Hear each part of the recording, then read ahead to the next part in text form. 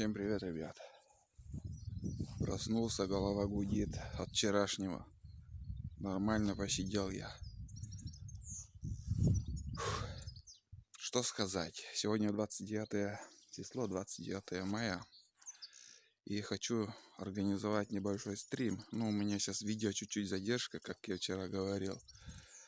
Видео задержка. И давайте сегодня, 29 мая, 19:30, посидим, поболтаем.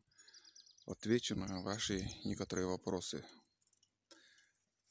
Кому интересно задавайте, поболтаем. Сегодня теплая погода, вообще прекрасная.